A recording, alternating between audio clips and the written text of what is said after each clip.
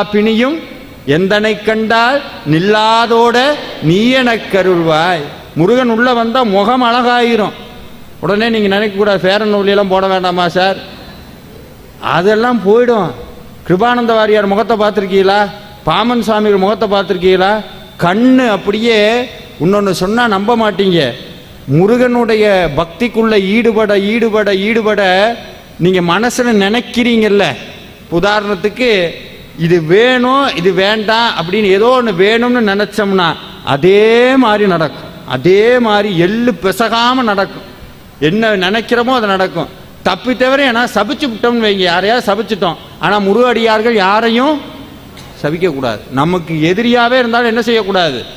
சபிக்க கூடாது. அது ஏன் சபிக்க கூடாதுன்னா, இது நாள் வரைக்கும் நீங்க பூஜை பண்ணி ஒரு பலனை சேர்த்து வச்சிருக்கீங்கல்ல, சபிச்சா அத்தனையும் போயிடும். ஆனா அது நடந்துரும் அவனுக்கு.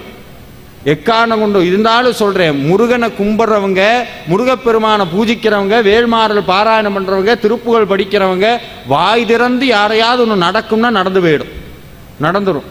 அதனால எக்காரணம் கொண்டு என்ன சொல்லக்கூடாது? சபிக்க கூடாது. இதையே ரிவர்ஸ்ல சொல்றேன், எக்காரணம் கொண்டு உங்களுக்கும் அவநம்பிக்கையான வார்த்தையை எப்போதும் சொல்லாதீங்க.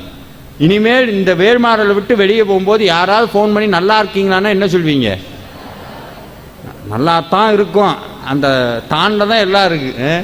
ரொம்ப நெருங்கப்பட்டவங்க கேட்டாங்கன்னா ஏதோ இருக்கும். சாப்பிட்டீங்களா? எனத்தை சாப்பிட்டு.